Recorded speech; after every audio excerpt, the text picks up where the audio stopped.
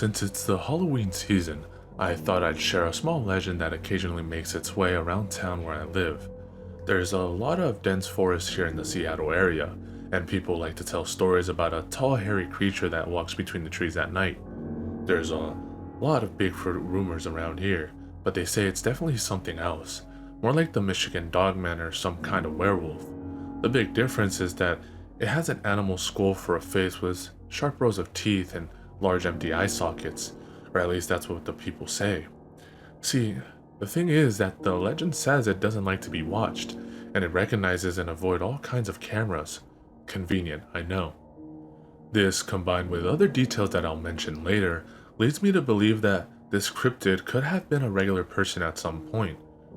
Anyways, the story goes that it lives in the forest near Seattle and Bellevue, watching hikers from a distance and feeding off of deer and wild berries. These food sources can be inconsistent though, which leads to the main risk that I'll get into after the instructions. Most reported sightings are around Coal Creek, so that's probably where you'd want to go if you're looking for it. That's also where it gets its most common name, the Coal Creek Demon. Some people say that it's a vengeful spirit from the long-lost mining settlement that used to be there, but that sounds a bit too melodramatic to me. I'd say it's probably the result of some freak accident, but I'm not a scientist or anything, so who knows? There's no real reward for encountering this so-called demon that I've heard of, but if you want to seek it out anyways, here's what you need to do. Results are far from guaranteed. It can only be in one place at once, and it doesn't live to serve your interests. If nothing else, it's a fun excuse to go camping with some friends.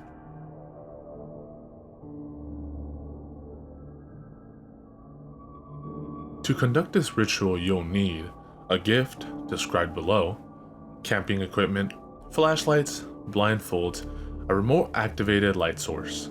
Some of these items are only necessary for certain approaches, so you can read ahead and decide what exactly you need to bring.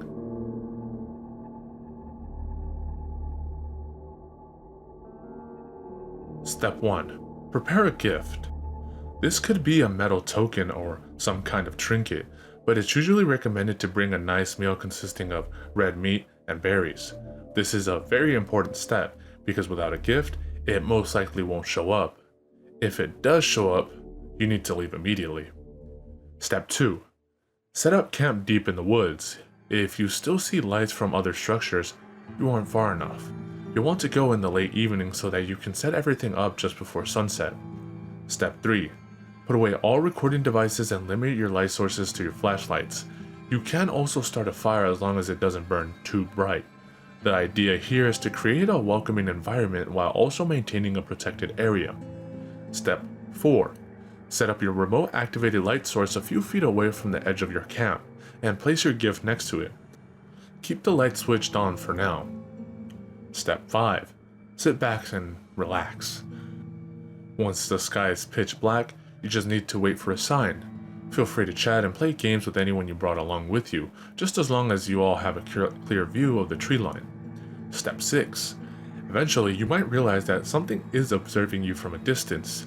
It could be a tall shadow in the distance, the snapping of foliage, a sudden unnatural silence, or just a feeling of being watched if you believe in that sort of thing. If you notice any of these signs, it could very well mean that you've made contact. You're now ready to move on to the next step. Step 7. Stop all conversation and reduce your noise as much as possible. Switch off the light next to your gift, and make sure your flashlights are pointed away from it. This is also where you need to pay close attention to these instructions, as any mistake past this point will cause the demon to panic, which can have very dangerous consequences. Step 8. The demon should now approach your gift slowly. Stay calm and avoid any noises or sudden movements. Do not shine a light on it or take out any recording devices. If everything is done correctly, it will take the gift and briefly gaze at the people in your camp. However, if it ignores your gift and instead starts moving towards your camp, you need to get up and run to the nearest shelter you can find. Your light will no longer matter, so just focus on moving as fast as possible. If you can't find anything nearby, try to hide in the surrounding foliage. According to all known recollections, it can run much faster than any human, so whatever you do it fast. This is the point at which most would be content to stop, so if you had enough, just stay in place until it makes a small bowing motion with its head and walks back into the forest. But if you're an idiot like my friend, you can continue through these next steps and potentially get a much closer encounter. I don't recommend it. In my opinion, you're just asking for trouble by now. Step 9. While this creature is near your camp, quickly eliminate all sources of light and put on your blindfolds. This is where it comes in handy to be using flashlights, since turning them off is much easier than dousing a fire. Step 10. The demon will now feel free to explore your camp and inspect you up close. You'll hear it rummaging through your supplies and pacing around you. You might even feel its breath on your face, but you need to remain calm and stay still, and whatever you do not remove your blindfold. This creature is known to be relatively passive towards human if unprovoked, but if you happen to hear any sudden sounds of distress from your friends, immediately evacuate the area as described earlier. Step 11. Wait until it loses interest and walks away. Once you can no longer hear its footsteps, you're free to take off your blindfolds and turn your lights back on. You've now stood face to face with a cryptid and lived to tell the tale, so have you got some bragging rights with anyone who's willing to believe you. Like I said, there's no big reward, so it's mostly just about having the experience.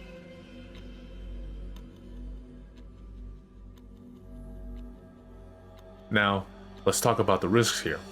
As you may have assumed by now, stories say that it has an occasional tendency to eat people, so there's that. However, based on my research, it seems to only do this when starved or provoked, so you don't have to worry as long as you play it smart. If anything, you should feel bad for the hikers who randomly run into this thing with no preparation. I'd recommend going out during the summer or early fall, since that's when the blackberries are in season and the wildlife is most active. That's just my theory, but most of the darker stories I've heard take place during winter, so I'd say it holds some water. Now, like I said, there's a chance that you could startle the demon and cause it to panic.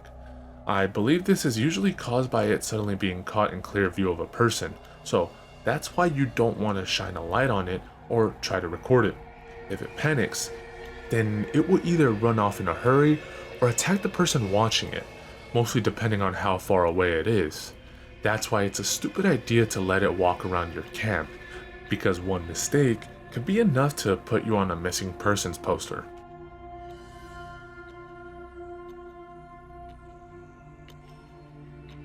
Because of the positive reception to this post, I decided to do some more research on this thing.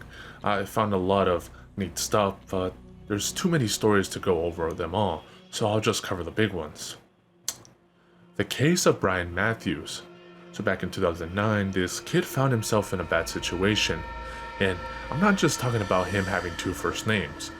At the age of 9, he's out on a hike with his parents, when suddenly they turn around and he's just gone. I don't know what they were doing having him at the back of the line, but that's not the point here. Obviously, they immediately panic and run around yelling to him, and when that didn't work, they went to the police. Within a few hours, park rangers were sweeping the area, and after 2 days with no results, they brought in the National Guard. While they're out searching on day 3, the kid turns up, but not with the cops. Instead, a group of backpackers find him sitting on a tree stump, 20 miles north from where he went missing. When they brought him in, he was healthy and well fed. When asked where he'd been, he just immediately said that he was playing with a friendly bear he'd met. When shown an artist's sketch of the Coal Creek demon, Brian immediately identified it as the creature he was talking about. Articles quote him saying, "Did you meet him too?" when he first saw the sketch. In my opinion, this is a pretty big boon for the ex-human theory, unless there's some species of wild animal that just so happens to have a habit of caring for human children like a parent would. Steven's camping trip. Now, as I mentioned briefly, my friend Steven carried out this whole process and ended up getting in over his head. At the time, we were both graduating high school, and he went on a camping trip with some other seniors to celebrate. I would have joined, but I was down with COVID at the time, so that was a no-go.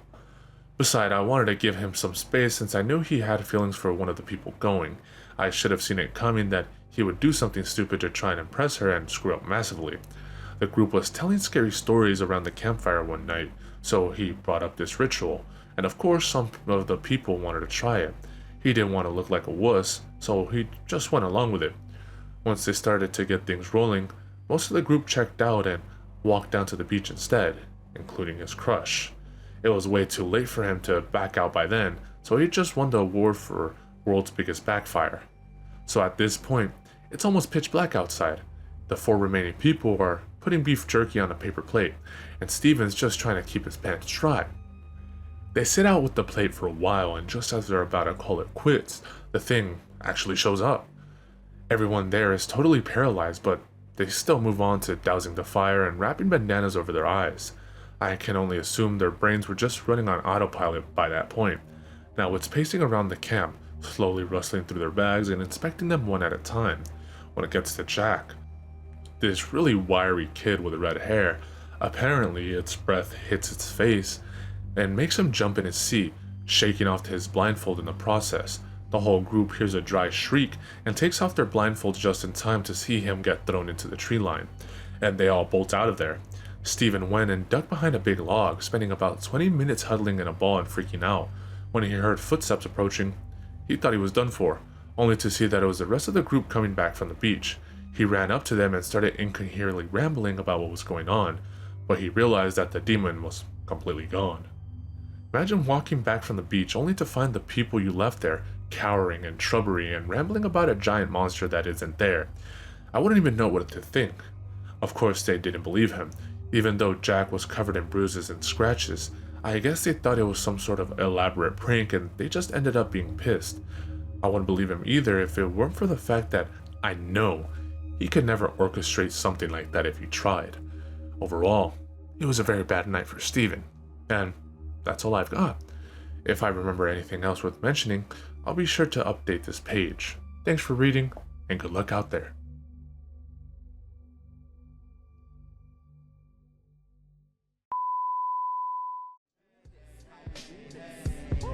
Two-Face, letting the blow, plus getting the dough. We be checking your hoe while you sweating the flow. I be's intellectual, incredible, and flexible. I turn the virgin sexual, impeccable, but technical. I be the first letter, you ain't know. Check the alphabetical order. My natural elements, chemical shorter to leave it cruel. More bloodier than menstrual waters. On the 28th, your thoughts are pennyweight. I'ma generate these bonds. Watch as I detonate. At any rate, I separate like races. Niggas segregate you featherweights.